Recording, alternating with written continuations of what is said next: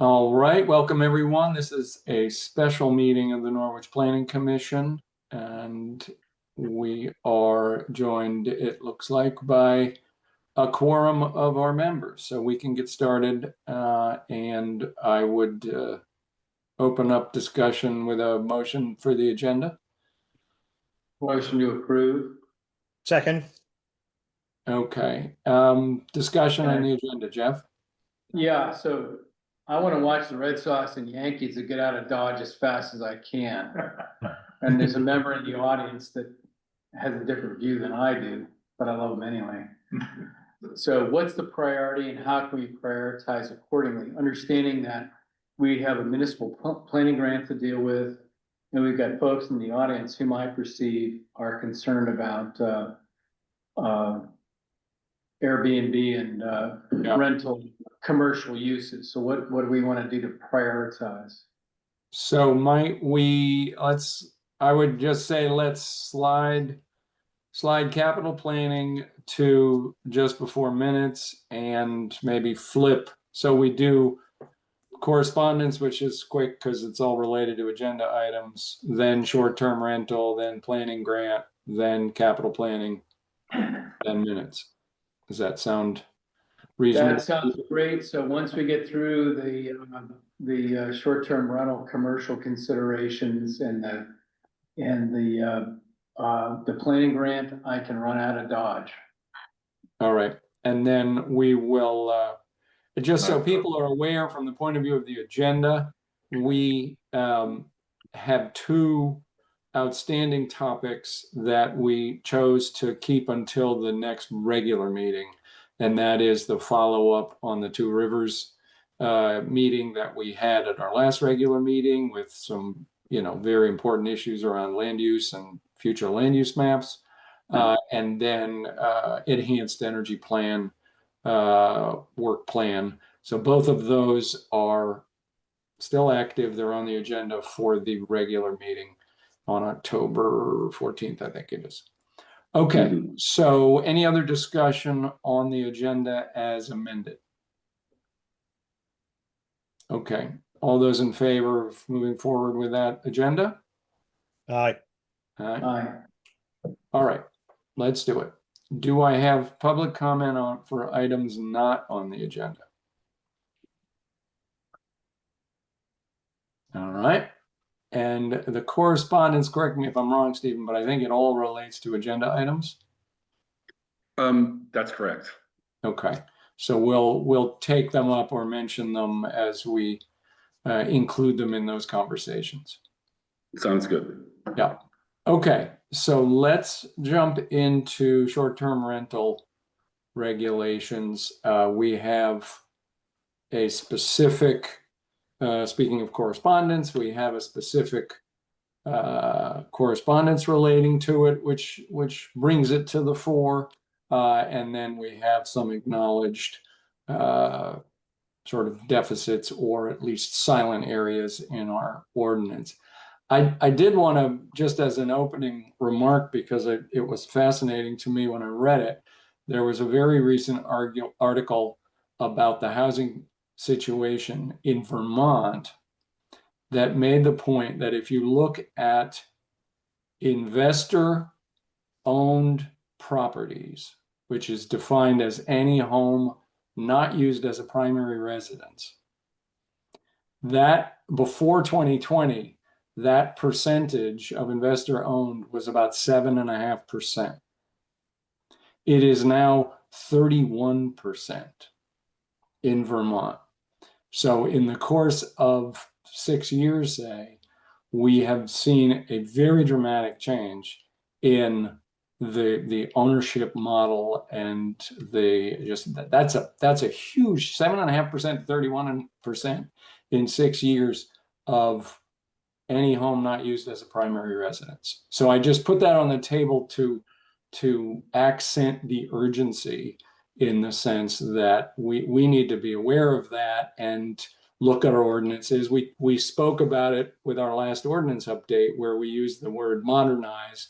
We need to modernize our regulations to be up to date. This is the kind of situation That's part of that context. Stephen, do you have any, opening facts, figures, and background that's worth? No, I mean, I think we could just go, straight to the presentation that I put together and sort of work through that. Just some background in terms of our land use regulations being silent on short-term rentals. So we do have a clause that any use that is not permitted or conditional is prohibited.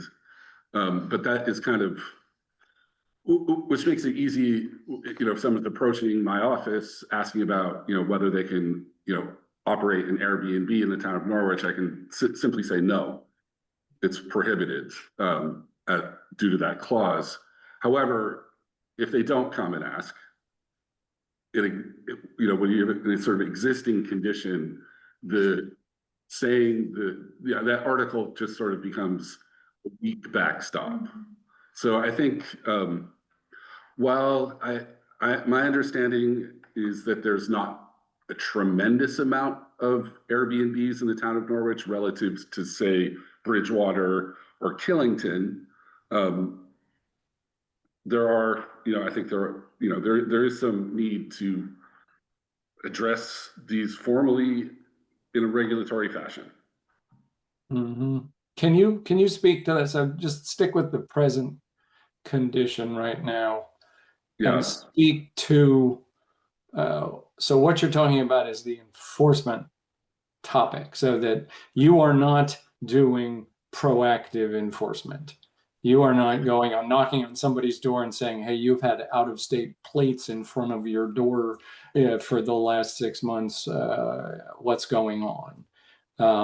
But how do you then look at responding to a specific resident complaint? Currently, we have no mechanism to bring an Airbnb or a short-term rental into compliance. So it's sort of instantly, there's no remedy. It's sort of a cease and desist type of situation, which is the most difficult thing to enforce. So if you stick with that for a minute, if you had different wording in our regulations, you would have clearer guidance? Is that, I mean, are you asking this group to help you out with this topic in terms of clarifying what can be done, how the enforcement works, how is it regulated? Would that help you do your job? Yes, it would. In terms of bringing people into compliance, if we had, a simple set of regulations, whether it's a by right use or a conditional use, depending on how the board sees it, that would give me a structure in which to bring this use into compliance. Or and simultaneously sort of fit that to the way we want to see those regulations work. Okay. So having rules for, guidelines for use for this would be helpful. Okay. Do we have general comments from the Planning Commission? Is it worth Stephen running through the 3-page thing he sent out? Jeff? Yeah, I'm not interested in what Steve sent out. I don't mean that to be negative. So right now, our zoning ordinance defines residential use, and my perception is that that's not about rentals. Sitting here today, our zoning ordinance covers what we need to prohibit rentals, which are contrary to our zoning ordinance. But I'm not planning zoning director.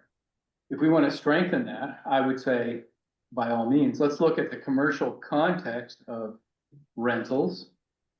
And what are we going to do about that? I think the zoning ordinance covers what we need today, but going forward, rentals are not a residential use, they're a commercial use. If you look at site plan review, all the considerations associated with that, there's a lot we can dive into here. I think our ordinance is fine as is. And I think this is a key issue because a number of residents have said to me in recent years, this is wrong. Our neighborhood is being overcome by Dartmouth College rentals, yada, yada, yada, which are not if you did site plan review, noise, parking, none of it's conforming because it's not residential, it's commercial. Just to clarify, by rental, you mean any type of rental, short-term? Yeah, And that was my question. Is there a distinction in that between short-term and long-term rental? Hey, Jan, the ordinance says residential or not. It doesn't say long-term or short-term commercial rental. It says residential or not.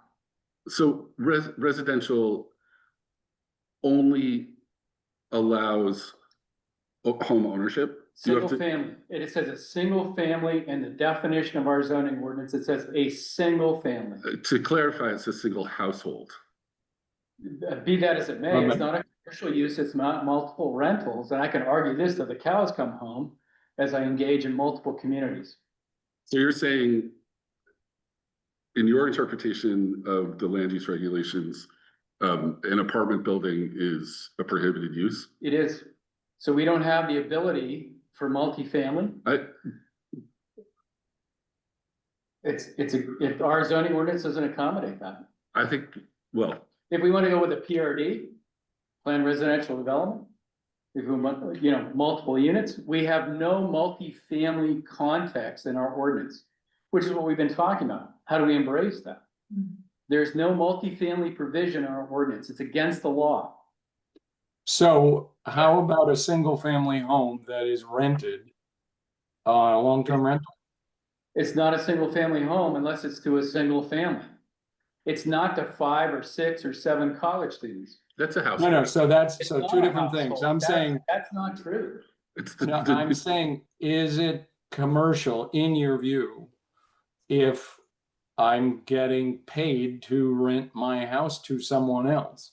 If it's a single family, yes, it complies with the ordinance, but our ordinance doesn't cover that. If it's to 7 or 8 or 5 or 3 or 4 college students, our ordinance doesn't allow that. Just to clarify, the ordinance says household.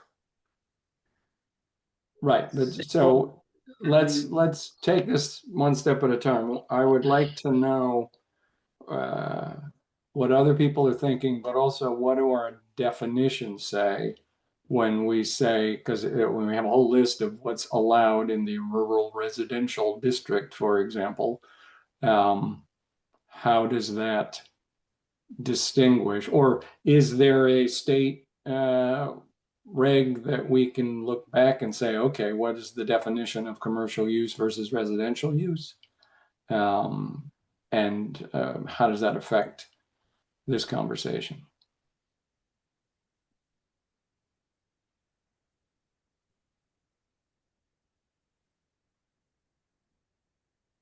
Anyone? Ernie? Well, does it help if we find out what the definition of a household is? Let's say dictionary definition. Well, I don't think it's going to say whether or not they're paying money to stay there. That is a commercial element, but yeah, but we should have, if we have to look in a dictionary, I don't know, we should have our definitions somewhat stand on their own. Look in the zoning ordinance for a residential home. I couldn't hear what he said.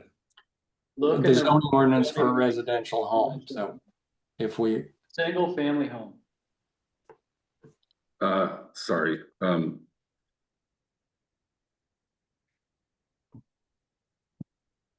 I want to give Stephen time to address this because Yeah, he's the one that's got to, he's interpreting the things we write. And then if we need to rewrite things to match whatever policy statements we want, then we should do that. dwelling unit. A dwelling unit is what we're after here. A space consisting of one or more rooms, sorry, you guys can't see that in Zoom. Let me share my screen.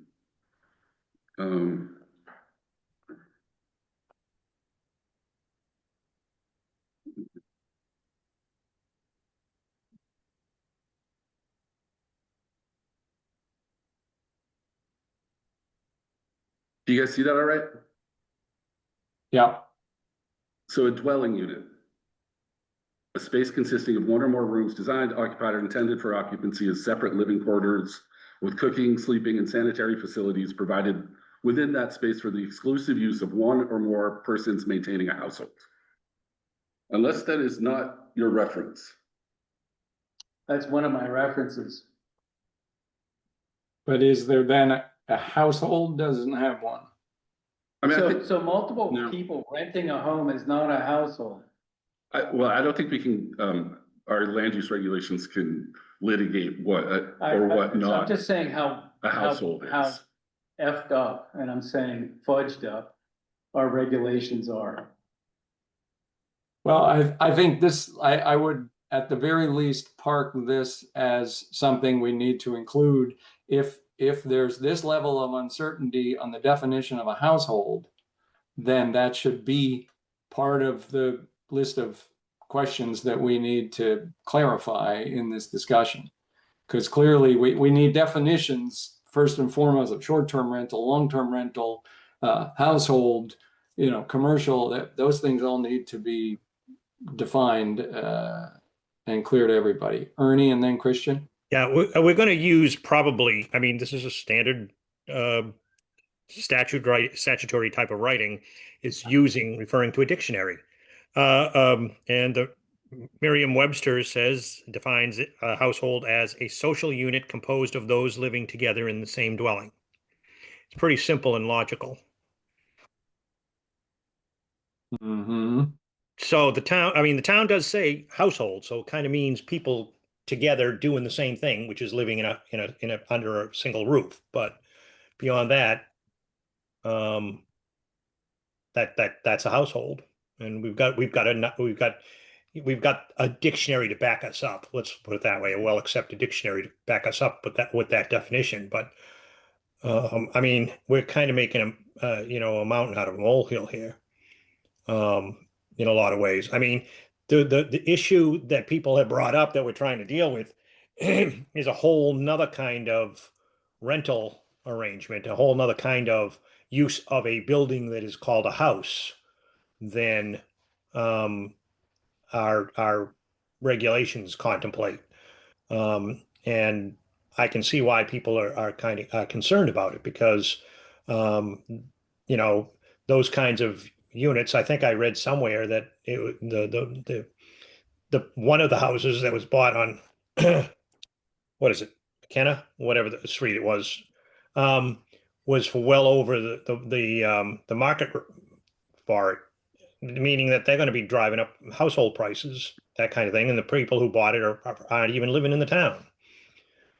So not that can be taken as a particularly legally it can't be considered that they don't come from the town, but driving up prices and so on and so forth, having just gone through the nonsense about that with the marketing rates and all that kind of stuff for the past 2 years as a lister, I can tell you that is something you really don't want to be seeing happening. And so it's a good reason why we would want to take care of that and have a regulation regarding things that might, any kind of activity that might damage the way the town it pulls itself together as a community. Mm-hmm. And Christian. I don't mean using it as a prejudicial thing either, by the way, just to be clear.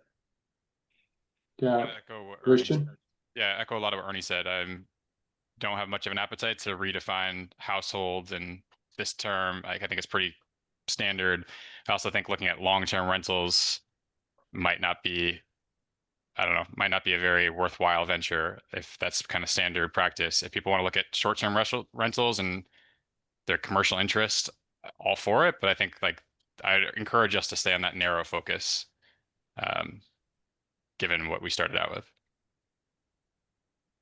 Just as a question, Stephen, again, it's Mhm.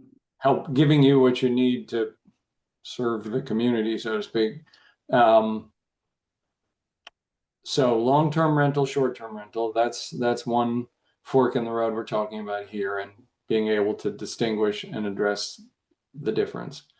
To the definition of household, to see if there's a problem here we have to worry about. If you had 6 college students in a house, renting a house in Norwich, is it a problem? Is it conceivably a problem? Do you have the tools you need to deal with it? Yeah, we have performance standards. So noise, parking violations, you know, all of the topics that Jeff raised concern about have a remedy for what it's worth with currently in our zoning regulations. So, you know, if it's a house full of, you know, frat boys having parties every single night, neighbors can direct my office to enforce the noise performance standard, and I would. Same with parking in the town's right of way or excessive parking. There are mechanisms to deal with that to a certain extent. Jeff, Ernie had his hand up before me, is it? Oh, okay. I wasn't sure whether you were stuck up or not. Not your hand, I mean, Ernie. Yeah, Jeff is not stuck up. Go ahead, Ernie. I was just going to say what Steve was describing are some are rules that don't prejudice one kind of thing or the other either. I mean, if we are talking about a household can consist of a number of students. I think it's the length of time that they're forming the household. I mean, a family can move in for 1 year and buy a house and whatever, or rent a house for a year and move in a year because things change for them. You know, that kind of breakup of the household or removal of the household happens regardless of whether they're a family or just a group of students or any other kind of grouping.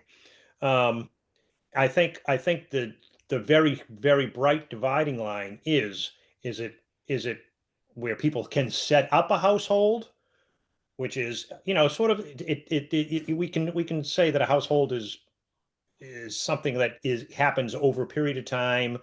You know, it's kind of a regular thing. It's not people coming and going and coming and going all the time, changing its members and stuff like that.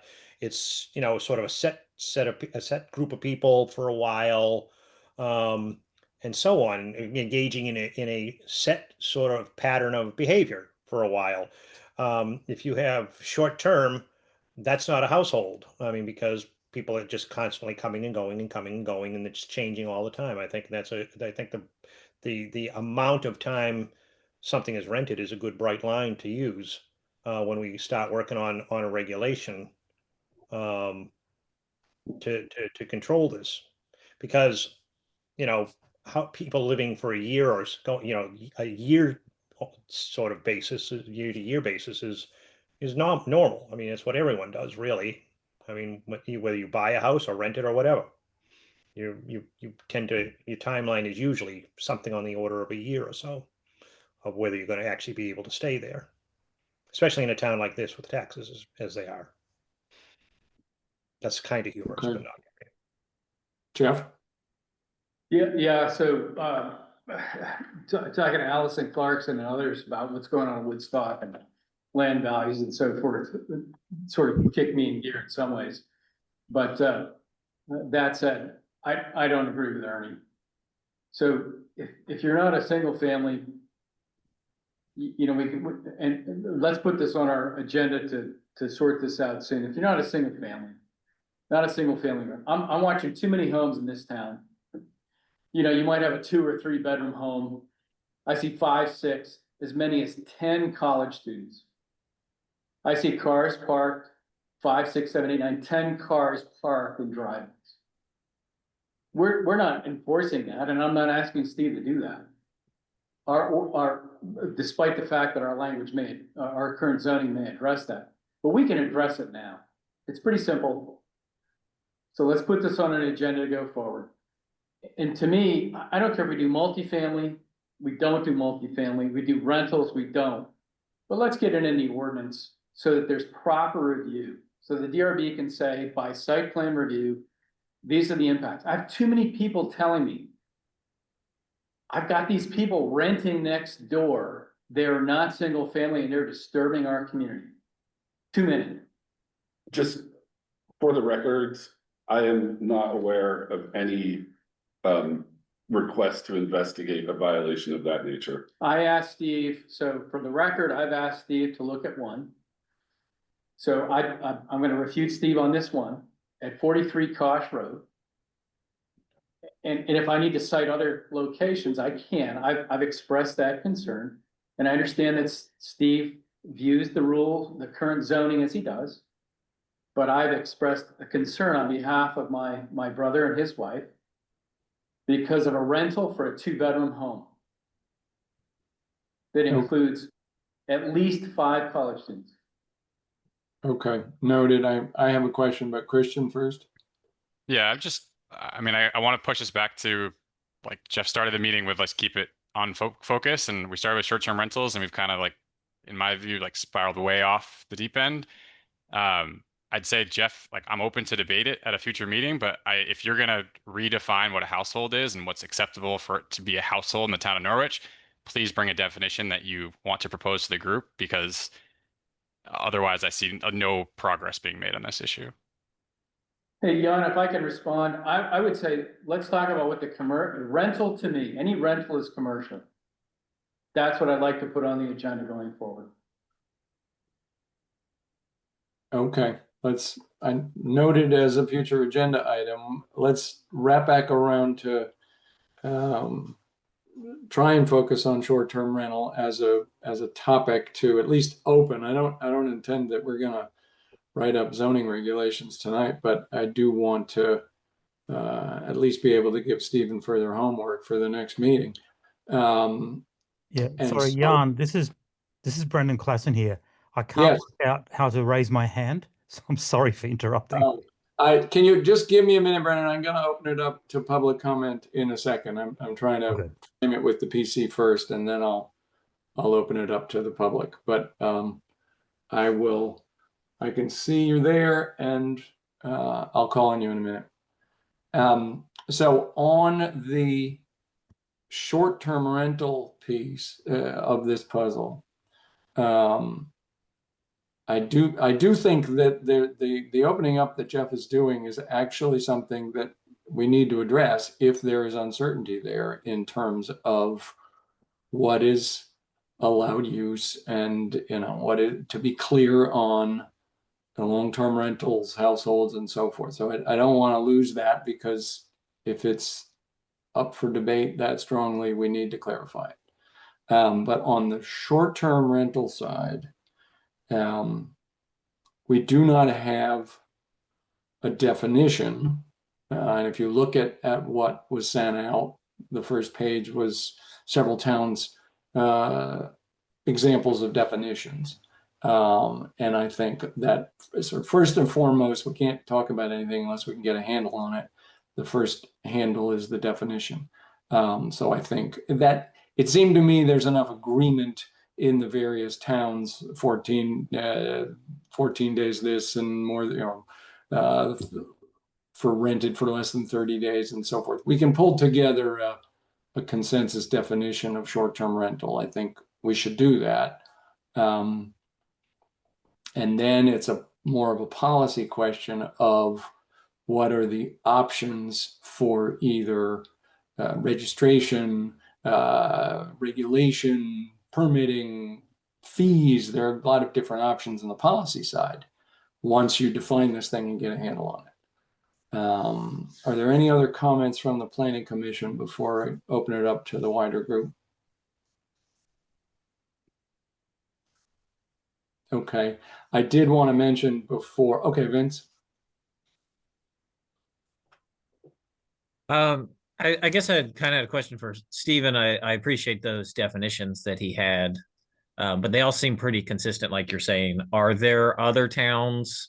Is that, I guess, the majority of towns have kind of agreed upon that, or is there certain groups that have just like completely banned it, or just kind of go the other direction and don't really try to regulate it at all? I just wonder if you could kind of give a better Sure. picture of what the region looks like.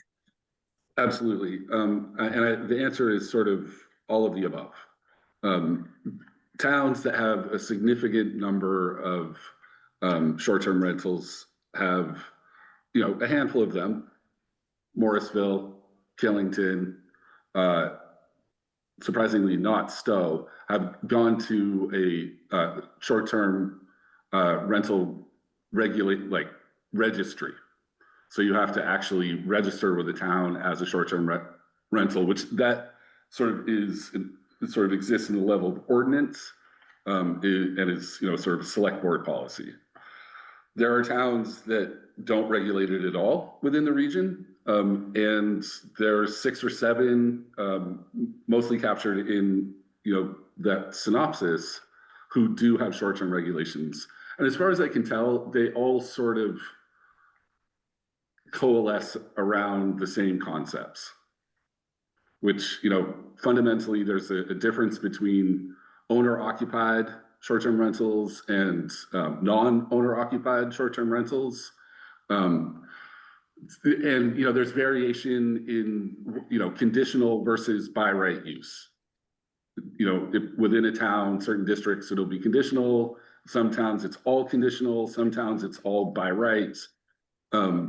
But, essentially in, my sort of background, what I put forward to you guys is generally the shape of short-term rentals for those who don't have a registry.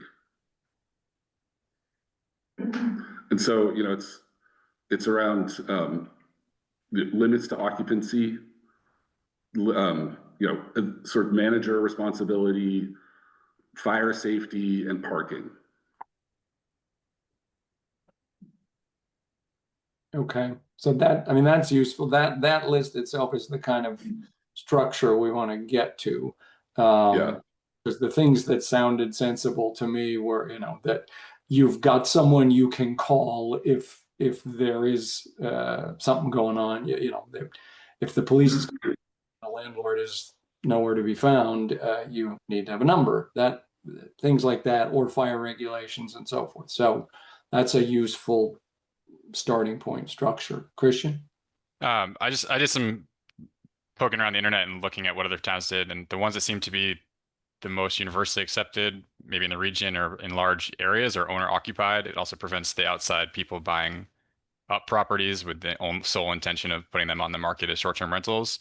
So if someone builds an ADU for somebody, something happens, the ADU sits empty, they can put it on, they're still there, they're still responsible. In theory, they're still maintaining some sort of decorum for the neighborhood and upkeep. So I think that's a mode a lot of municipalities and bigger cities have gone, and seems to, I'd like to use it as a starting point. Yeah, I agree with that.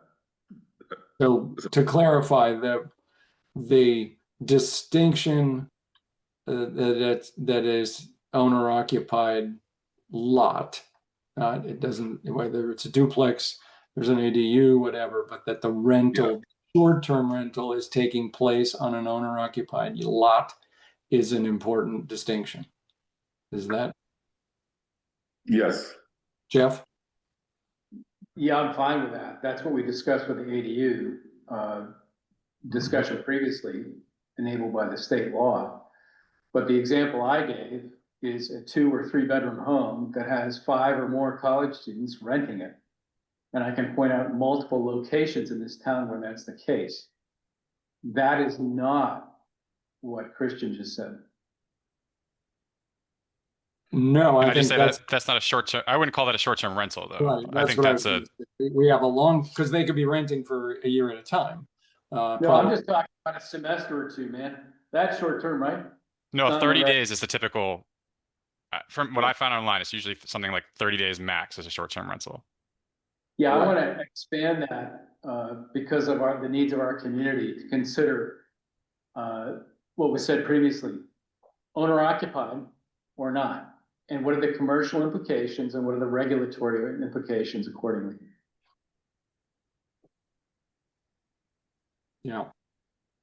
Okay, Vince, did you have a follow? Oh, I was just curious. We were talking about owner occupied with a potential ADU or something like that. Is that I guess that's one place to start. But if it's like it sounds like some of these that are concerned about it's completely not it's full-time short-term rentals, right? But I would just be curious to clarify the potential for someone who goes out of town for Christmas and then rents their house or does something during homecoming or something like that. Like I wanted to kind of clarify, is it owner occupied? You have to have 2 spaces? It seemed to me in the definitions that a period, it was a duration of rental being shorter than 30 days, say, and then a certain number of those in or percentage of the year. That if you always went away for Christmas and you rented your house for 2 weeks, that isn't the same as if you did it 10 times in the year. The definitions that I saw seem to distinguish that. Okay. But I think that's something we want to get a definition, a draft definition that we can look at, and then we want to ask questions and be precise about it. Okay. Hey, Jan, the one example I gave, the owner does not live there and never has.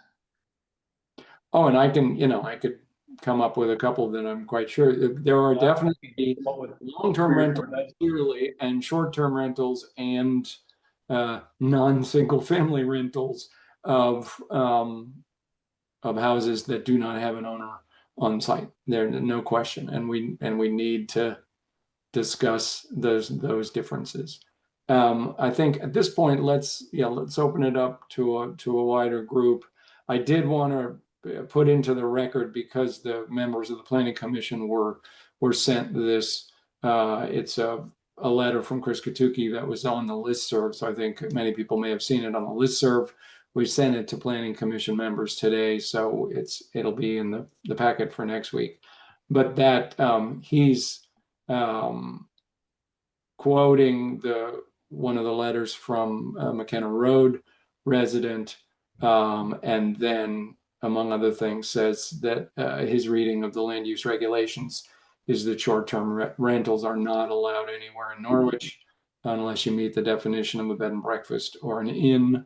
And so I just want to put that letter into the record, and if people need more detail, it'll be in our packet coming up. Brendan? Yeah, thanks. Can you hear me? Yes. Great. I'm out of practice. I worked out how to raise my hand, so apologies for that. So I think this is the first time I've come to this topic, and I don't know whether it's been discussed previously in this forum. So you have not. Okay. Yeah. So I think, two of the concerns, stepping back a little bit, I think listening to Steve and Jeff and then Chris Katuki's letter, I think there's a couple of concerns. One is as I think Jeff alluded to, the uncontrolled noise, the unregulated parties, the parking, the erosion of what we might consider a traditional Norwich community with call it a commercial, whatever. It's a little bit semantics, but it's something out of sorts with, I think, the community, the general disposition of what we'd like the community to be. And I certainly agree with that. I think as in full disclosure, my wife Heidi and I, Heidi's in the audience there. Heidi, raise your hand. We have a owner-occupied Airbnb that we're running for 3.5 years. And I think there's about 15 Airbnbs in Norwich, I think. I'd have to check that. And one of our immediate concerns before the get-go was that we did not want to piss off our neighbors with parking, rage parties, noise, and just anything that erodes from the feeling and nature of the local community. So I think, as it's been discussed, I think owner-occupied might be in a separate bucket here in terms of what we're talking about. Certainly Jeff's point is the absentee landlord, the 5, 6, 7 students with all the cars, and these uncontrolled parties. So, Heidi and I have been following this very closely. And if you go to the Airbnb, compliance where they have to disclose these public safety infringements, it's really interesting that they invoked a community disturbance policy introduced in 2020, and it was codified in July 22. And following the codification of the policy, the reported incidence of public disturbance has been quite rare.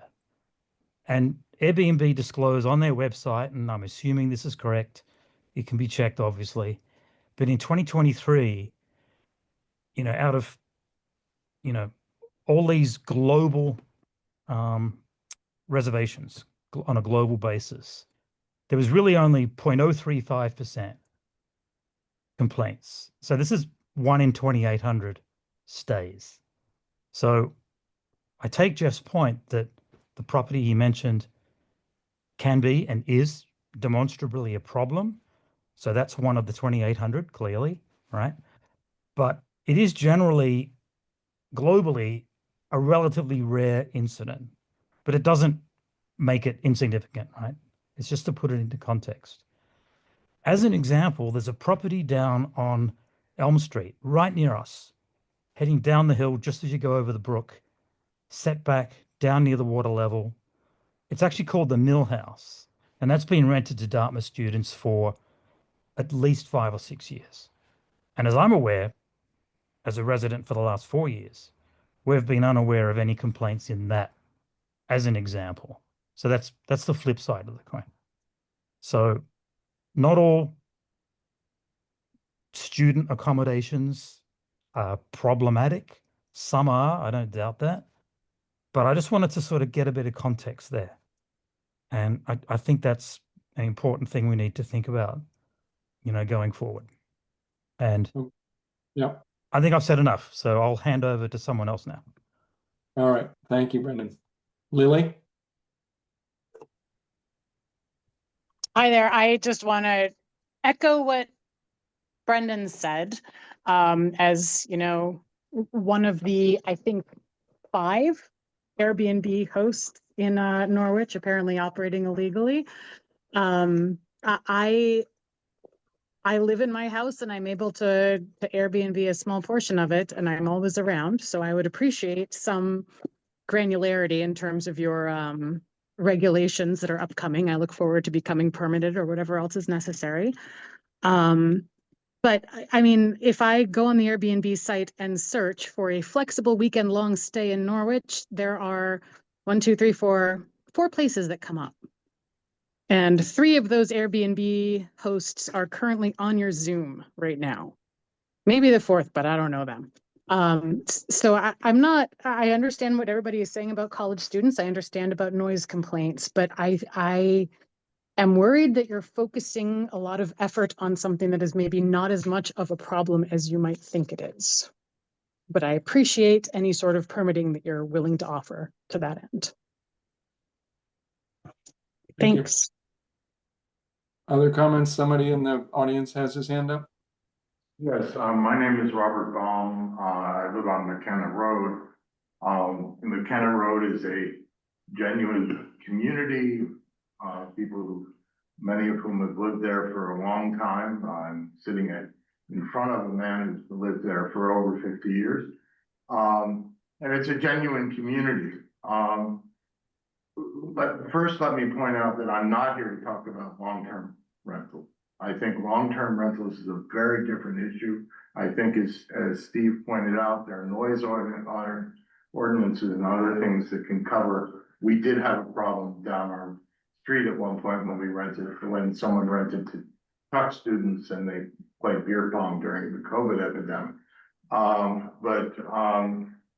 Generally our 2 long-term rentals have not been a problem for the neighborhood. I'm concerned about the recent spread of not owner-occupied Airbnbs. That there was a house that had several turnovers that was purchased by someone who was initially looking for a place she could stay to visit her daughter at Dartmouth, and then decided to convert it into an Airbnb. That I didn't have a problem with, but now she's bought a house almost directly across the street at I think the highest paid price of any house on McKenna Road. Even though it's one of the smaller houses on McKenna Road, does have a river view, but it's one of the smaller houses, and she's since gutted it and is replacing it. I'm concerned for a number of reasons. One is, in terms of the specifics of McKenna Road, it creates a dead space for the community. That we now have 5 out of 18 units on McKenna Road and the adjacent little road of Lewiston. I think 5 or 6 of the houses are rental units. They don't form part of the community. And that community is very important to those of us who live there. The absentee landlords buying up numbers of properties because of its proximity to Dartmouth leads to a speculative impact, which we've already seen in the reassessment of property values that was just done, in which my own house went up almost 100%. And had I not appealed it, it would have gone up over 100%. It's hard to argue against someone who bought a considerably smaller house at a higher price than my house is assessed at. I'm specifically not against the long-term rental, so I part company with Jeff on this, because the long-term rentals do alleviate a housing shortage. Airbnbs do not, and owner-occupied ones, I would say, are neutral on this. But the ones where people are in Las Vegas or Missoula, Montana, or wherever, are buying up houses here, knowing that they can have a lucrative Airbnb market, does contribute to the growing housing shortage in the state of Vermont, which is, I think, the highest in the nation in terms of a housing shortage. So we're aggravating a problem that is severe already in Vermont and severe already in the upper valley. So I'm concerned about that. The noise and the parking things, I agree, is not a major problem, but the non-owner occupied Airbnbs, I think, is going to undermine neighborhood quality and create a kind of speculative bubble about real estate. Okay, thank you. All right, yes, in the audience there. Yeah, hi, Linda Dante, 31 McKenna Road. I want to sort of piggyback on what's already been said. I have in my hand the Norwich Housing Strategy 2020 to 24. I referenced that because there was a lot of documentation, a lot of information gathering from our constituents here in Norwich about what we want to see in our community. And there was a real push for creating affordable housing. You know, we have an affordable housing subcommittee. And I guess my big concern is when I read through this and I saw, accessory dwelling units as a way to allow for a rental market that would perhaps allow younger families to come into our community, that those would be, basically supported, duplex and triplex housing to, again, get more affordable long-term rental into our community. My concern is that Airbnbs are sort of directly in opposition to the use of land for sort of more long-term affordable housing. They actually afford the sort of increase in prices of housing, which then again pushes out our younger families. Doesn't allow them to stay and have a sustained life here. We raised our 6 kids. We first got across in 1985. Loved Norwich with all of our hearts. The point here that I'm very concerned about is that we really do need regulation on Airbnbs. We really do need, I don't know how much of this is really known to the community when it comes to the great effort that was put into supporting affordable housing. As someone who is not on the school board, that goes to all the school board meetings, Norwich included, we are in dire need of students. We are in dire need of young families coming into our community and staying. The whole Vermont school funding is right now, we know, in huge flux. It's also happening in New Hampshire, but Vermont is in so much worse straits. I've already sat in Marion Cross meetings where school board members are truly dedicated to making it one more year and doing it in a way that doesn't raise our taxes and put yet more people who have raised families here out of our community because they can't afford to live here. And as my husband said, you know, with our 6 kids, they can't afford to live here. And they're professionals. So I'm afraid that if we don't have the regulations we need in our rental area, especially our short-term rental, we are just creating a problem, making it magnitudes worse than it already is. So I guess 2 things. I want short-term rental really described well so that it can be regulated. And I really hope that this Norwich Housing Strategy 2020 to 2024 is getting some activity from the planning board so that we are seeing affordable housing happening in Norwich, Vermont. All right, thank you. Just a second, Brendan, any other comments from people who haven't spoken yet? Okay, Brendan? No, we have, sorry, Heidi Clausen. Oh, okay. The cameras change things from this side. Okay, Heidi? Yeah, just a note to, I'm sorry, tell me your name. Linda. Yeah, I just wanna, so there's a, subset of Airbnbs of which we are a part. We don't have a kitchen in our Airbnb. It's not a standalone, it's not part of the inventory of housing that we could give to someone. It's truly only for 2-3 night stays. Our maximum stays is a 3-nighter. And it's not something that it can even be offered to someone because it's part of our house. We've got a microwave coffee maker in there. It's not something that could be rented out. We would, if we could, we would, and we're actually thinking about that. Doing something different to make it. So we would love to be able to offer, but right now it is truly the definition of short-term rental, 2-3 nights. You know, families visiting their kids at Dartmouth. But I understand that, point of view that, oh, Airbnbs are taking away housing stock, and some are, definitely, absolutely. And the houses that were purchased on, absolutely, and I agree with you there. But just for us, I'd just like to describe that, this is not something that can be a standalone apartment, and someone could rent as on a yearly basis. But I am totally in agreement with the non-owner occupied house. And we know all of our guests well, but we meet them, and you can ask anyone who lives around us. You know, they're not even aware. So just wanted to make that point. Just to point out, because I know Stephen circulated the definitions for us today. If you don't have kitchen facilities in that rental property, you actually could technically be a bed and breakfast in terms of being legal to and allowed use in the town of Norwich. But that was one of the distinctions, was a bed and breakfast does not have kitchen facilities. But Brendan, did you have something else to add? Yeah, thanks, Jan. Sorry, I didn't catch the names, but the 2 folks from McKenna, that really valuable contributions and certainly resonates with me. I think it's the nature of the community, the nature of the town, the historical references, which are terrific, and I think that's fine. You know, it is a very important thing, our local community. We enjoy this on Elm Street, and I wouldn't give it up for anything.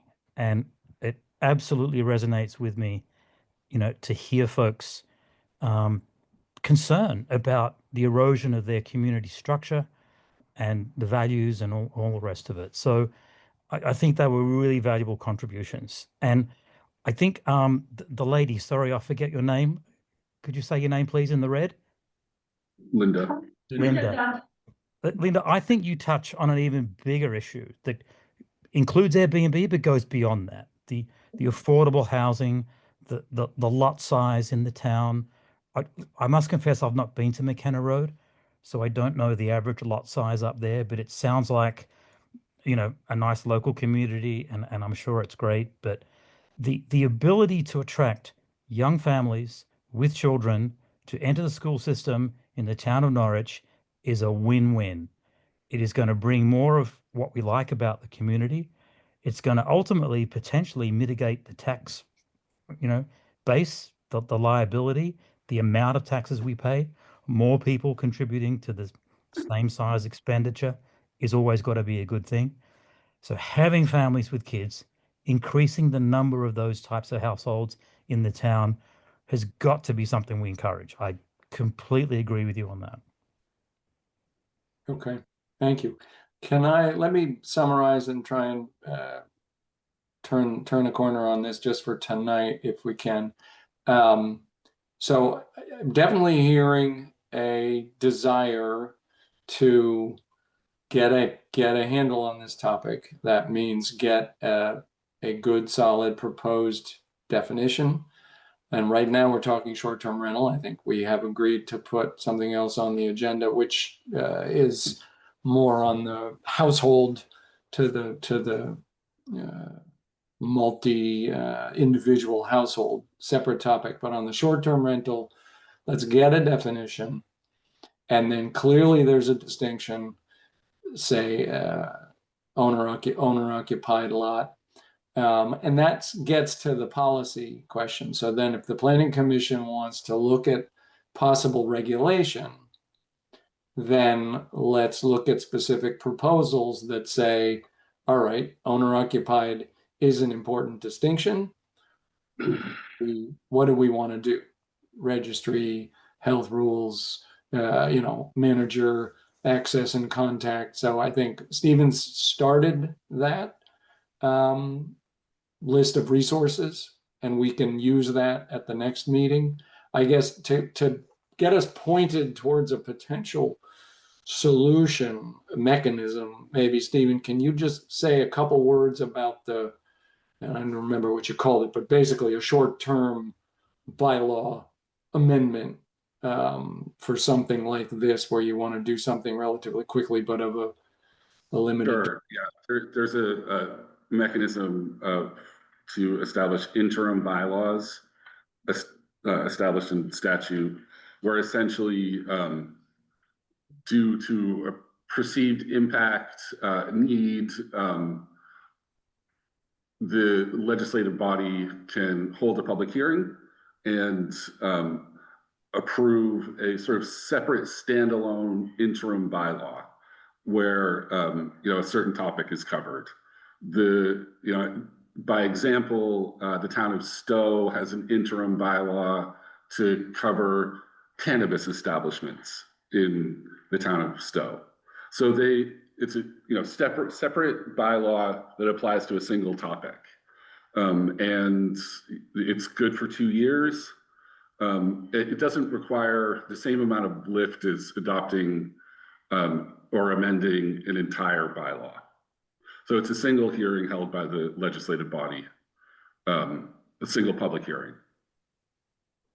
Okay, so I just want to get that on the table for people to be aware of, because I know we had a conversation with the select board when we did the last set of zoning revisions, where there was concern from them that even though we were asking sort of for approval of just the changes we had made, they were being asked to approve the entire new package, which contained things that people didn't feel comfortable with. And we essentially committed to the next time we came back to them, looking at it in a more comprehensive way and really getting the whole package to be acceptable. So that is a heavier lift, as Stephen said. But if there is a mechanism with an interim bylaw that we can use to address this topic, then I think it's worth knowing we have that tool at our disposal. Jeff? Yeah, and I think we need to do a deep dive on this. I'm not in favor of an interim paradigm. And I think, Heidi and Brendan are pretty unique from my perspective, and I appreciate what they're doing.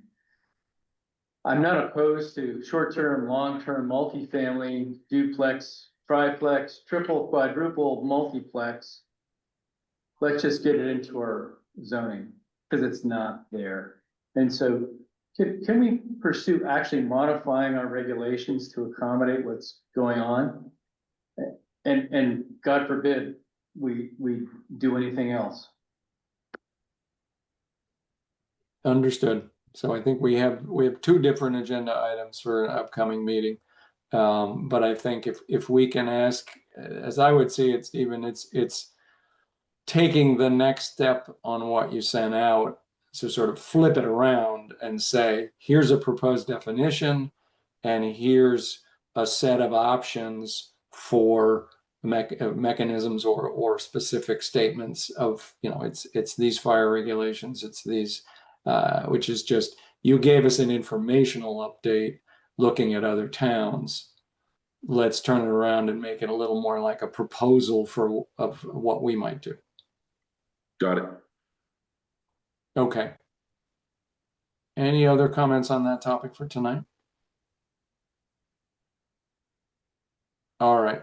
Thank you all. It's a good. Well, Did you say something? Sorry, yeah, I was just going to say that I think that the time frame, the point made from the audience there is a good point that as we talk about the shortfall of housing and the long time frame to add significant or something of our goals, we could lose ground very quickly. As something goes from a household to a rental. So, I mean, fortunately, we're not right now losing, or it's small numbers, but every in a small community, every house counts. So, Yeah. Well, and that's why I started with that statement. If we went from Vermont, went from 7.5% investor owned to 31% investor owned in 5 or 6 years, that's quite a rate of change, and you got to move fast to stay ahead of that. Okay, thank you, everybody.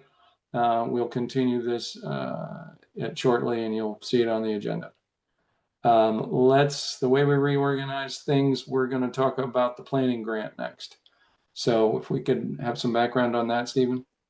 Yeah, so the Agency of Commerce and Community Development annually releases a set of money to, it's appropriated by Regional Planning Commission throughout the state for, essentially planning activities. We've discussed this sort of loosely or at a high level at a number of prior meetings and in conversations with some members, with members of the Affordable Housing Subcommittee, the Solar Siting Committee. It seems that there's 3 options sort of on the table. The first would be sort of a pedestrian master plan for the village center, which is a grant or a grant topic that's been approved in other municipalities. So there's some background and relevance to that. The second, proposed by Jeff Lubell, would be, some kind of survey along the lines of interests, local interest in municipal wastewater systems. And we haven't had lengthy conversations about that. There are plenty of examples of municipal planning grants being issued to look at utility infrastructure. So there's a good context for that. The third is to update our sort of scenic inventory, which also has been granted to other municipalities. But we're really sort of like at the goal line. The applications are due November 3rd.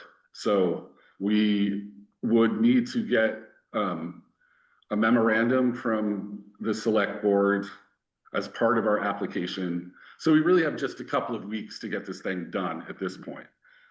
So looking at the sort of amount of topics the Planning Commission is undertaking in the sort of short term, maybe we punt this off into next year.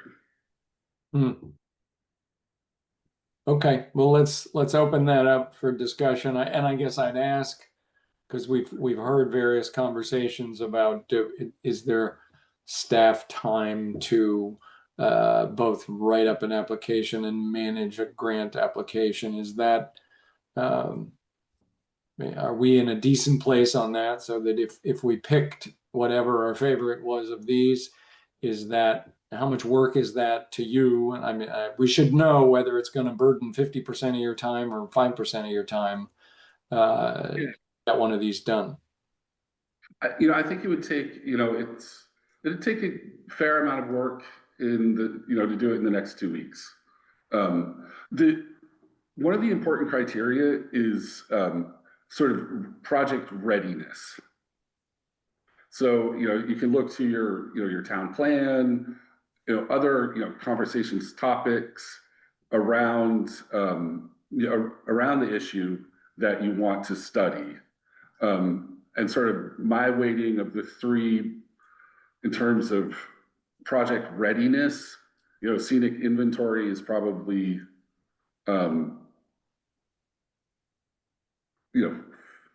fairly straightforward. And there's a clear need that could be articulated, and there's sort of clear readiness for it that can be articulated. But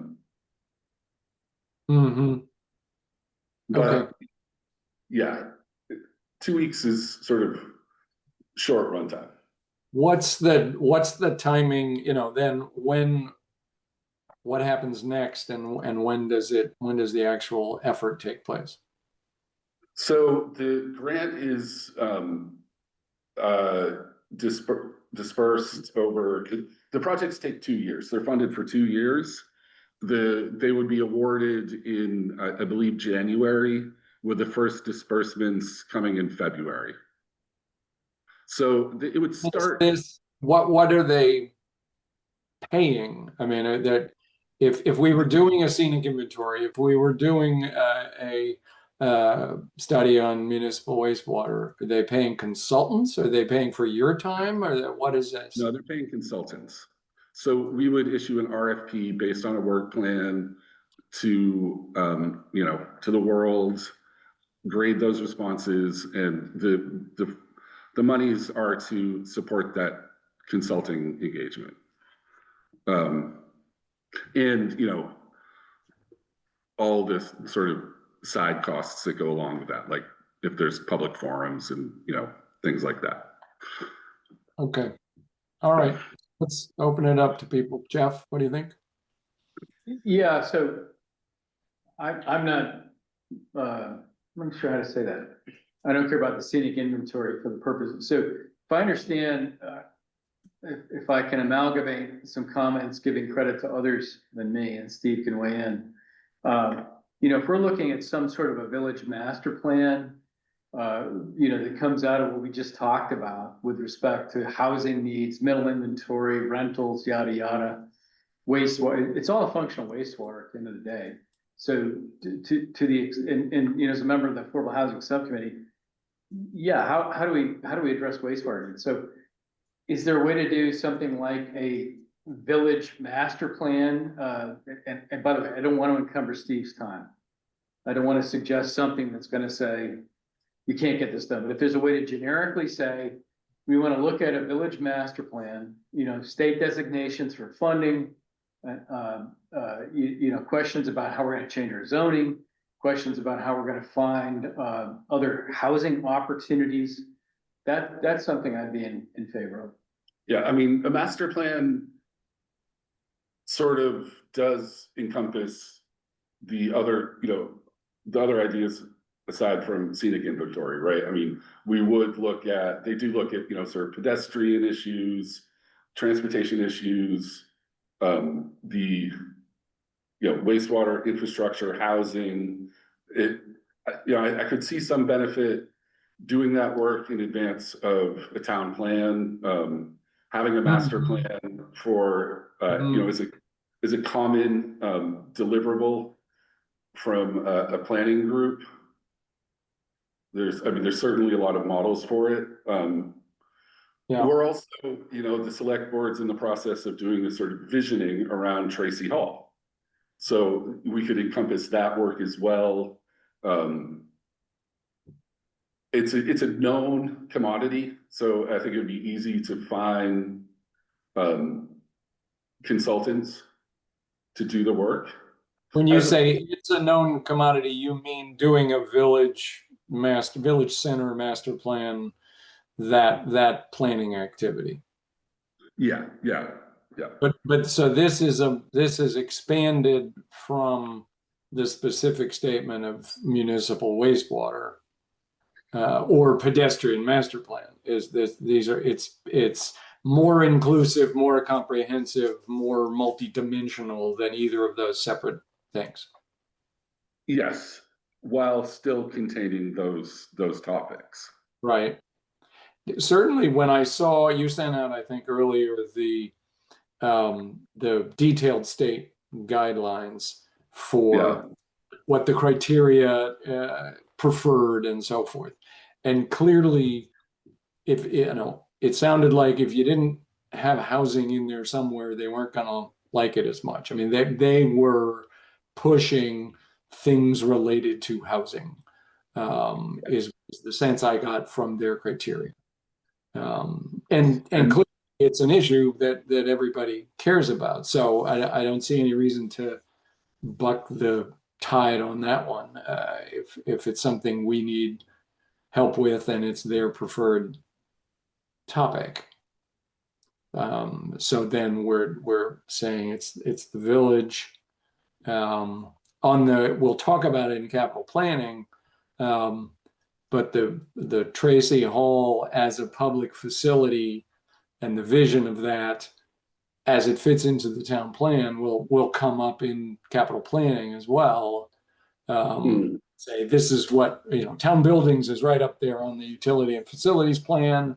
And then what are they going to do? How do they fit together? How do we pay for them? So on.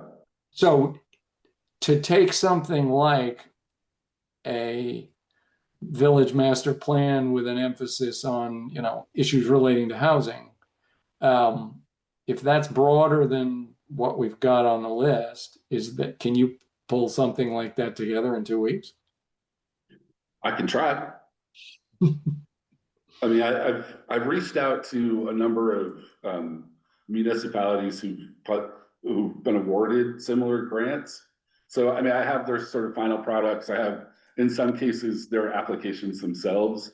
So I have a lot of sort of resources to draw from. The application itself is, it's a long application, but it's not that long. The real key piece, one of the more difficult pieces is putting together sort of a work plan and budget. But yeah, we can certainly willing to give it a shot. Quick question, are these $30,000 grants? They're capped at, it's around that much, 30, 40. And there is a match, a 10% match that we'd have to get the select board to, support, but. Yeah. Okay. Christian?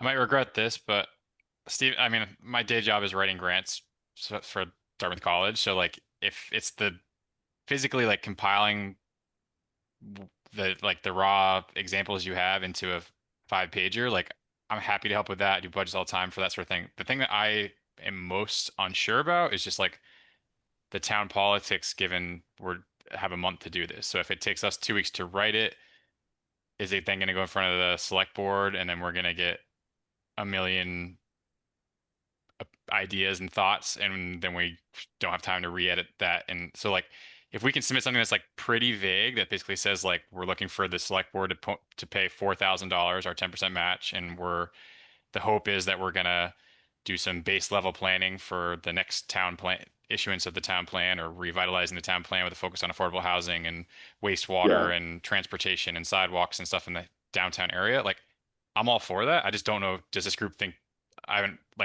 will that go in front of the select board and just get a quick thumbs up and then move ahead for the November? It should. Essentially, they just need to be on the record saying that, they're willing to pay for it, pay the match. So can I make a motion to support that, Jan? Yeah, certainly. I'll take a motion. Yeah, I want to make a motion that Steve can edit accordingly to put forward a village master plan grant request as we've just discussed. All right. Do I have a second? Second. Second. Okay. I did just say Christians, and then Ernie, I would say that the key point in the past with the select board has been to not burden town staff. And in that specifically has meant Brennan. And so if Stephen's there saying, this will help me do my job, I'm going to write this up, and then we're going to get some consultants to work with the planning commission to tie this stuff together, the whole thing looks like a useful package rather than a burden to the town manager's office. I would read the select board tea leaves to say that should go pretty easily. Yeah, and the grant administration would be done out of my office with Pam and myself. The town has received these grants numerous times over the years. Yeah. So, and the administration's pretty simple, relatively speaking, compared to, say, a federal grant or something else. So, yeah. Okay. Okay. Ernie, did you have something? No. Okay. So I have a motion and a second on the table. Do we have other discussion on that motion? Christian? Yeah, Jeff, can you, I don't know, like you're more in the weeds of this in other towns. Like I'm just looking at the 20 they awarded last year and there's no examples of anyone doing a master plan. Is that like a common term that? It is. Okay. And there is a database of all of them they've ever issued, the CPG grants. So I can share that with you. Would this group feel comfortable, given what Jan said and what they've awarded last year, making a town master plan, setting us up for revisiting housing? Like I think that's part 2 is the part that the state is looking for, given what all the other ones are about. Yeah. Well, yeah, if I may, this is the village, right? The village, the downtown area, however we want to say that. But it could include all the elements that Stephen described relative to pedestrian, housing, infrastructure, and other needs. It can be very vague. Correct me, please. So village is one key here. That's what we're asking for. That's what we're bounding it to that part of town. Okay. Yeah. But we're not bounding the topic. I guess if we think that's specific enough to be granted, I don't want us to be so vague that they say it's not clear what the heck you're going to do, then we're not going to fund it. But I do think obviously that planning in that area is going to have to look at all these dimensions. You can't do a one-dimensional plan. Yeah, it does have to take into, a master plan should take into account numerous sort of topics, but it can also be, we can sort of shape the application, a master plan for, future growth in housing in the town of Norwich. That's, it's really, there's great latitude. You can give your own time. I understand there's latitude. I just wanted to get, if we wanted to get past, whether it broad is bad or good. Jeff?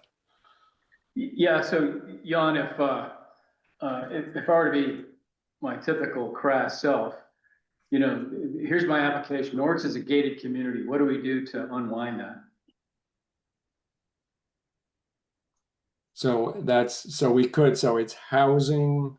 To your point, somebody just said housing growth, infill housing, what are the elements that are required? I'm trying to get like the keywords. Transportation. Village Yeah. is one keyword, and then there's something about growth, housing, affordability. So we want to talk about subsidized affordable housing, right? Just kidding. Yeah. So, well, I say that because the Shelburne, the one that just was in the news in Shelburne, Yeah. which has wonderful affordable housing, ... And then you do the math and ask the question, and each one of the units was $140,000 above market rate or something like that in terms of the cost to make them. So it was a good reminder of affordable / subsidized as a topic. So talking in terms of the key words associated with this motion, we're talking the village, master planning process or activity associated with looking at options for increased housing, options for housing, which obviously then immediately gets into septic, and then pedestrian transportation, things that support that higher density of people. Is that any kind of key elements that are worth? I mean, the only other, I just throw it up there. Oh, sorry, Vince. Oh, I was just gonna say I like the direction that we're going with this as a broader starting point from where we started. So I just wanted to voice that. And I've also heard people throw around like village core or village center. I didn't know if that was, as far as getting it in the minutes, if that was something we wanted to be that specific, or village it's just by itself is fine.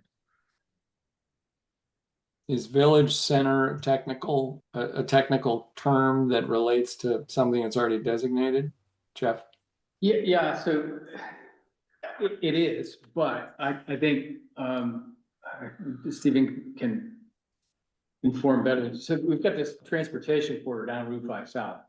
So it's whatever the utility nexus to the village. So it's village and transition area. Yeah, would be the term these days. Does that mean, does it go all the way out to the farmers market project or not? Yeah. Well, it should go to Hanover and Hartford. It is a key paradigm in support of our village considerations. Because to me, that seems exciting in the sense that if we're talking about helping us do an update to the town plan, and we're looking at the Two Rivers regional maps with transition areas in the River Road area and the Route 5 South area, then a capital plan that says, well, gosh, we're going to need to get a full sidewalk and bike path from Route 5 all the way into the village, into the center, Dan Witz. Those things all kind of hang together as a single whole that this would support. I think I would support extending it to the Hartford, including transition areas, Hartford border, Ledyard Bridge kind of thing. Is that too broad, Stephen, do you think? I don't think so, no. Okay. I don't see how we could talk about septic with or hooking up any sort of wastewater if we aren't talking about that area. Yeah.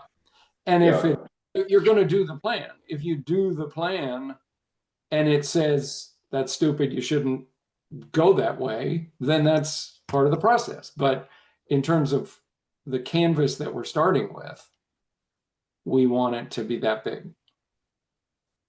Yeah. And they involve, public meetings, numerous public meetings, sort of drafting initial version of the master plan. So it's a community study, basically focused on how does the town envision the village and this transition area in the next 25 years. Right. And then we will integrate that with a capital planning activity and the right of the town plan. coming out of that. So I think it's all of a piece that makes a good story. Yeah. Okay. Any other comments on that? Vince, do you have enough for minutes? Yes, I believe so. Okay. Pam? Yeah, I just wanted to address the local match issue. The town has Fund 51, Operational Performance and Development, and that was created several years ago as a way to have matching funds for different projects. And there's currently over $141,000 in that fund. So I think a request for $4,000, is pretty reasonable. So I just Okay. want to share that. All right, great, thank you. All right, how about we call the question and I would ask, well, okay, I call the question, so can we vote on that? All those in favor of the motion as stated? Aye. All right, unanimous. Blurry. I'll just, Stephen, feel free to reach out to me if I can help. I will. Okay, he will. Do you, will we meet again? So is this something you can put on the agenda for the 14th, or I think that's our next meeting? Yeah. Or you need to, so we could check, I would bet the select board might be either the day after or something. Just let's figure out the sequence that gets you to November 3rd with a select board, legitimate timing of a select board discussion. Yep. Okay. All right, Jeff. Good night, We'll Jeff. see you later. All right. Well, thank you. That's very good. I like that. I like that better than any of the original three, and I think it fits in with our other activities quite well, and it fits in with Tracy Hall and the Grange and housing and short-term rentals and so forth. So good. Yep. The future skyscrapers. Yeah. Yeah. I think the height limit is out, and we just go straight up. Yeah. That's Yeah. clearly what we need to do. Quickly as possible. Yeah. So yeah, Stephen, if we can talk soon, just to sequence it back from November 3rd. What's the select board meetings we need to go to? What does that mean about what we do at our next meeting? Yeah. Okay. Sounds good. Thank you. Well, let's actually, related to that, let's jump into capital planning, because I think that's we can see this holistically and really get double duty on some of these things.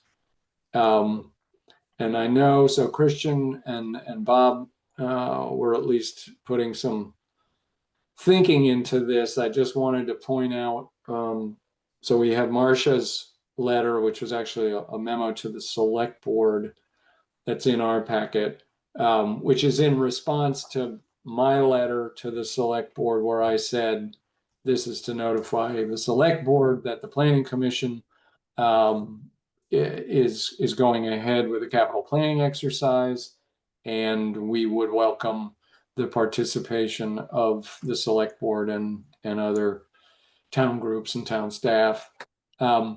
Marcia's point, I take in her memo, is that the utility and facilities plan is a subset of a full comprehensive capital planning exercise. And it's the subset that deals with the list that's in that definition: town buildings, infrastructure, the big planned things, pedestrian sidewalk, all that stuff, but not police vehicles and when are we changing the fire trucks and that kind of capital. That is definitely prudent to do. It should be done by town staff and as part of budgeting and finance committee. But she is reading the laws to say that the planning commission activity and the utility and facilities plan is what elements of the town plan require capital, what are those projects, and how are you planning all of that and how to pay for it. So I don't disagree with that, at least at stage one. But Christian or Bob, if you had some thoughts on this?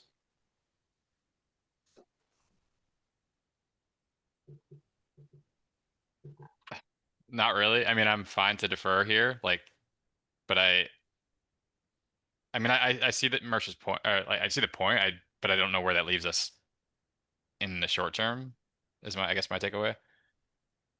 Like, so no action is what we're gonna do, give it No, until no, we do I a, think, no, I actually think that it, just like we were talking about, all it does is say, rather than try and advocate and wait for a full, comprehensive joint body that is going to do the inventory of police vehicles and fire trucks and sidewalks and water supply and so forth, that we are going to take a subset of that is most appropriate and congruent with planning commission activities and responsibilities. So we are going to say, yep, we're doing a capital planning exercise, we're doing a utility and facilities plan, and what is the list for that inventory? And it's clearly sidewalks and the town facilities. And so the kinds of things we were just talking about with Route 5 South, are we going to have a need for a sidewalk all the way along Route 5 for a couple of miles? And how much might that cost? And when might we do it? So I think there's a subset that the Planning Commission can take by itself and can jump right into. Did you, Stephen, do you agree? I mean, I think we talked a little. I absolutely agree with that. And, I think an initial first step would be, which I think was sort of the original idea, to do some kind of asset inventory to sort of establish a baseline. And, if we're going to sort of contextualize that to planning related scope, then we just sort of limit it. We don't talk to the police chief necessarily about his operational budget, but maybe, do they expect to have a new building at some point? Or, is there scope to expand the town garage? What are the sort of long-term, growth within and among these, facilities? Yeah, if we could just list those quickly, I think it'd be useful. It's listed in the utility and facilities plan, but some of them don't apply to us. Telecommunications, power generation facilities and so forth. That doesn't count. But present and prospective community facilities and public utilities. So that's pretty much all town buildings, town playing field, town sidewalks, and then the water supply is clearly on that list. It says sewage disposal, but we don't have that. But clearly in the village center, we're going to be looking at that in this planning grant conversation relating to housing. Hospitals, libraries, okay, we got one of those. Power generation plants and transmission lines, okay, three-phase power transmission lines we've talked about on the solar side. Refuse disposal, storm drainage, other similar facilities and activities, recommendations to meet future needs for community facilities and services with indications, priorities of need, costs, and methods of financing. So there's a list there about buildings, water supply, sidewalks, infrastructure like that it's pretty clear, and we should make that list. Yeah.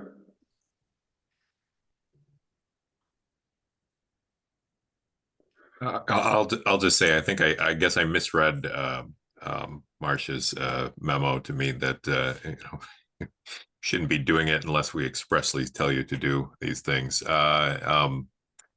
But if that's the direction of that list, what we should be focused on, that adds So you, clarity. and to follow up on Bob, like, cause Bob and I were, when, did you take Marcia's email or her memo to read that, like, we have explicit permission from the select board to go interact with town offices to do this work? Cause that's what we're gonna need. But I mean, I think what I take her to say, first of all, we have VSA statutory authority to do capital planning. It's number 6 in the powers of a municipal planning commission. So we can do capital planning. Then there is a bunch of other VSAs, which she quotes and which I've run through. And I actually met with Pam Smith and Brennan about this a while ago. That you first need a utility and facilities plan to then enable the next step. So I take Marcia's statement to be saying that in her opinion, and this is her opinion memo to the select board, it's not the select board's official statement, but in her opinion, she's really saying step 1 can be planning commission only and focused on these types of planning related big picture town topics like infrastructure and buildings and water supplies. So to your question, does that mean we can, as part of that, go dig up whatever information is out there for sidewalks? And I know, for example, there's a spreadsheet somewhere that is the various mileages of the sidewalks, what condition they're in, and which are owned by the fire district and which are owned by the town. And I think the answer to your question is yes. If the planning commission can do capital planning by itself on its own terms, and it can do a utility and facilities plan, which clearly includes sidewalks, that if we're going to dig a little bit to find information about sidewalks, that's perfectly legitimate. Pam? Yeah, a couple things. I can send you that sidewalk inventory, but I'll tell you it's several years old. So condition may not be what is currently on the ground, literally. And the other thing is that there's been quite a bit of money set aside for the DPW garage. There's over $408,000 in that fund. And when I asked, when I was on the select board, what's the plan? Why are we putting money over here? The answer was, well, we know we need to do something. Didn't know what it was going to cost, didn't know when it was going to happen. So there's $408,000 sitting there earning interest. Thank you to our treasurer who does a great job of investing our money. And I think we need a plan. Why do we keep putting money there if we don't have a plan? And on the sidewalk front, we do have almost $90,000 in that fund, even after the work that was done to create that walkability corridor. So there's money out there. And that walkability corridor is the first expenditure from the sidewalk fund in the 10 years that I have been back in Norwich.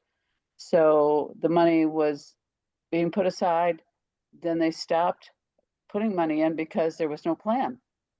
And then there was talk about the Beaver Meadow sidewalk, but that was going to run $2 million. So that kind of got sidelined to now it's this walkability corridor at a much lower cost to the taxpayers. So there's money there, and I think that the select board struggles with the amount of time it can put into some of these things, and so does the staff. So if the planning commission is willing to pick up the mantle and run with it, I think that would be a good thing, because we have like $6 million sitting in reserve funds, and I would like to see that we have some plans for this money and not just squirreling it away for something that might happen someday in the future. Mm-hmm. Agreed. Yeah, I think we take this as a, the proposal on the table was, or that we agreed at the previous meeting, was the planning commission was gonna create a capital plan, was gonna do capital planning. What we're saying now is simply defining step one.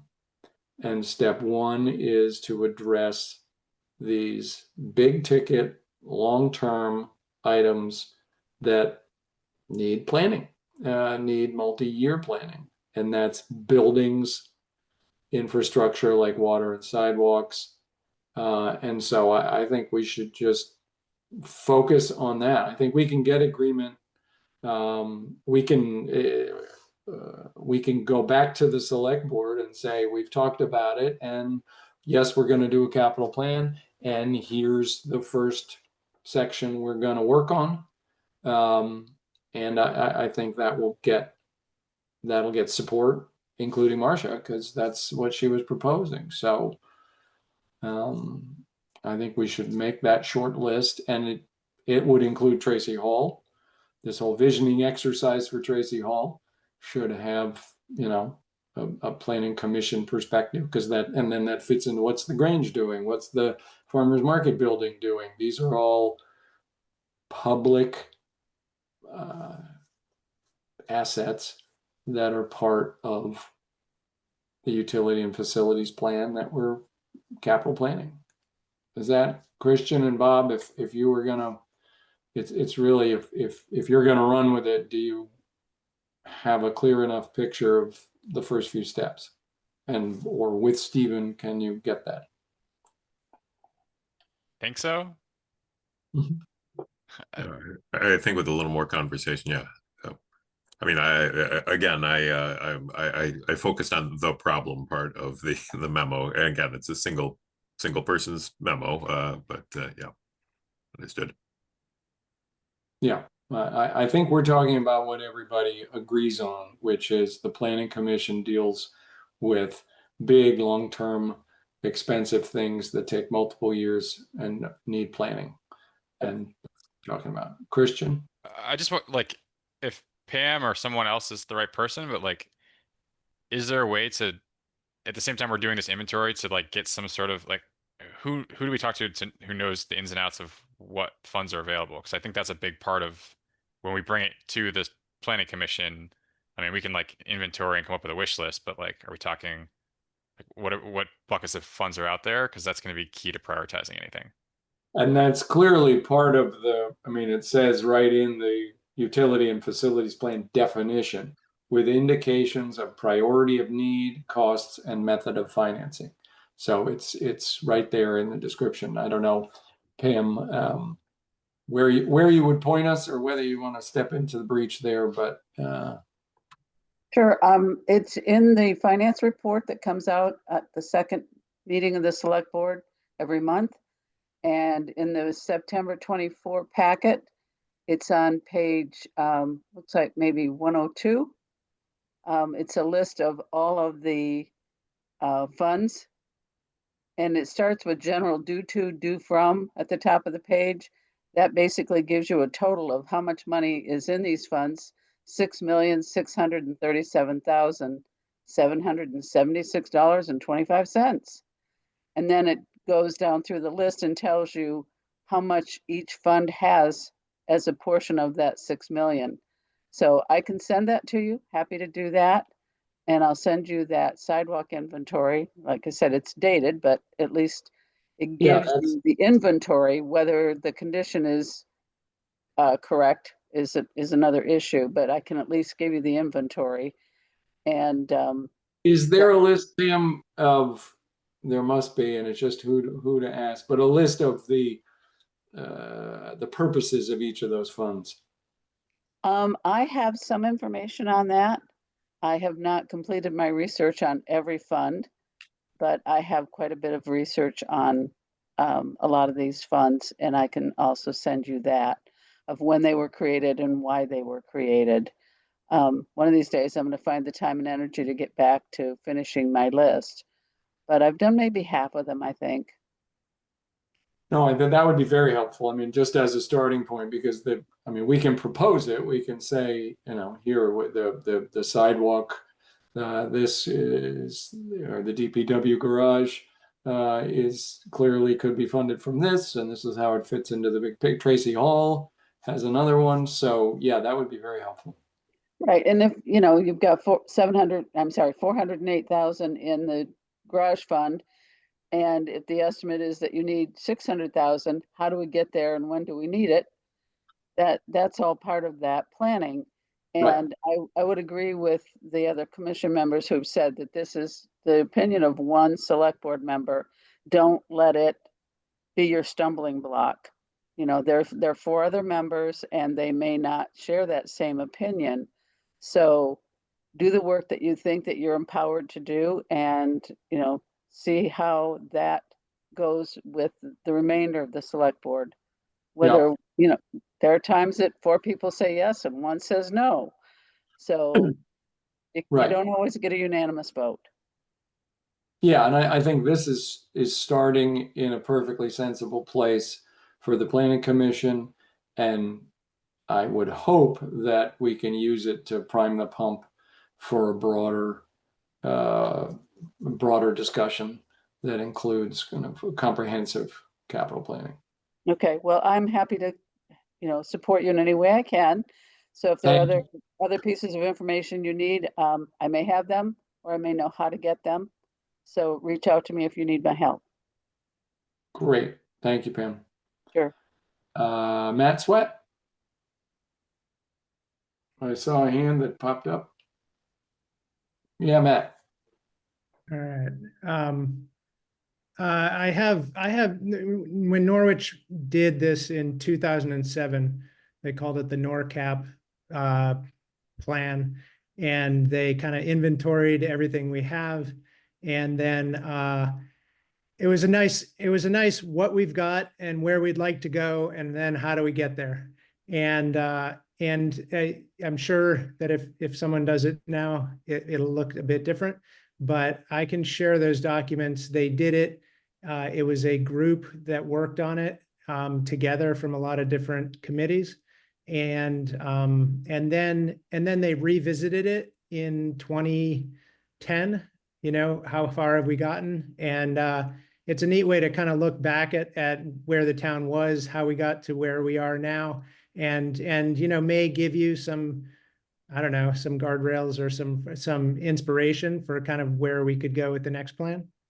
So I can send that along to you if you'd like.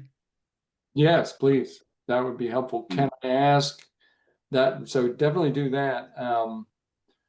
What's your sense, Matt, as a select board member, but only one, of how what we're just talking about as a planning commission activity for these, the topics like buildings, infrastructure, sidewalks and things, and then how does that fit with the budgeting and finance committee and finance director activities of the select board and staff? I mean, I think that if you're working along the sort of the Marcia's memo of advising sort of caution and staying kind of within the lanes that she's talking about, I think that you're on the right path for the way to begin. And I see incredible value in knowing, in doing a really comprehensive plan that incorporates a lot of different departments into contributing to this, so that we can have a really good picture of where we want to go to. So that way, when there's either, tight budgets or surplus, we can make really informed decisions. Yeah. Okay. So Christian and Rob, yeah, go ahead, Matt.